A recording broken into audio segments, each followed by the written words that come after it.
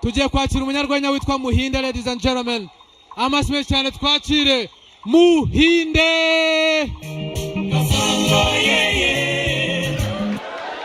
Ibintu bya Kasogo nagona ko aje abayobozi. Umeze mutese. Uyu munsi bambwiye ngo aje abayobozi bo muri MTN. Maguruke.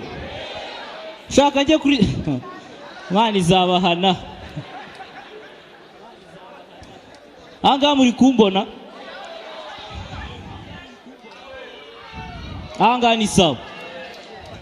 Musi bambwiye ngo haje abayobozi baturutse muri MTN. Nagira ngo munyereka ahantu bari nanjye mbanze mbasuhuze. Hano ngomba kumenya ubwenge rega nabamenya. Hiriwe, ego, banyita Muhinde, ego, mbere yuko basuhuza ngira ngo mbanze mbibwire, nk'uko ubibona kuri iriya foto, uriya ni njyewe nandi kumwe na meya w'umujyi wa Kigali, ni umushuti wanjye cyane. Twari turi kuganira ku bintu by'ibihingwa, akamaro k'ibiti muri sosiyete. Ku yindi foto harandi kumwe n'umuvugizi mukuru wa RIB.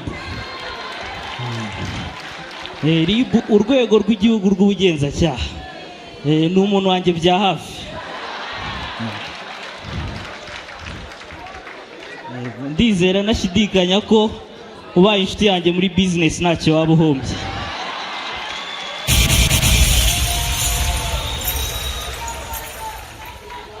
Agataho ndi umuyobozi w'abanyarwenya hano na Melissa arimo mubonyoboye.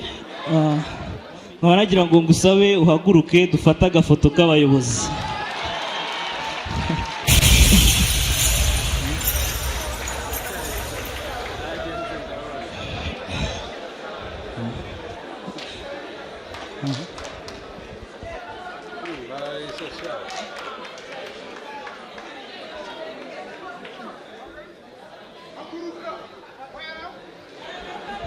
Ego murakoze cyane. Ego ndizera nashidikanya ko Mokash itazongera kunyishyuza nyuma y'iyi foto.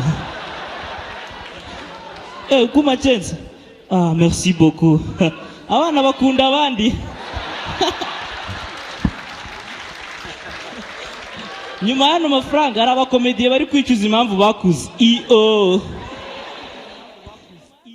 Buryo ndakubonye nawe ndibo watanze challenge uri kuvuga washyizeho miliyoni ku muntu uzakuramo ngo ingofero jihad.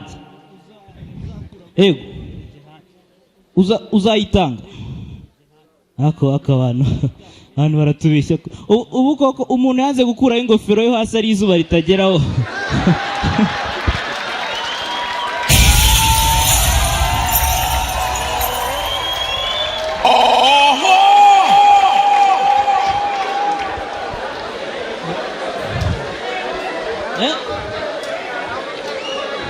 Ndi umwana muri gute?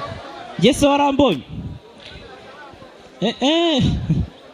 Ako uyu munsi ndagira ngo mbabwire ngo twanga agasuzuguro. Munsi ndashaka ko twanga agasuzuguro. Yewe nari muri parking. Umujamaraza arabwira ngo ndawukunda. $100 ndayanga. Nukuri. Kubera ko yayamaye akoresheje akaboko k'ibumoso. Ako nagasuzugura ayo mafaranga nge ntago nayemera. Namwe nimukabyemera. Iryo ngiryo aba ari ikosa rikomeye cyane muri sosiyete. Nukuri kwima ntago ari ibintu ndi gukina nabyo. Imoso. None igihumbi.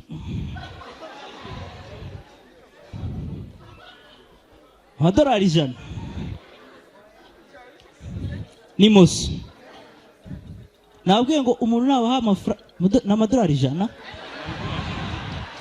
Nabwiye ngo umuntu nabaha amafaranga akoresheje akaboko k'ibumoso nimuzayafata. Muzayakirane yombi.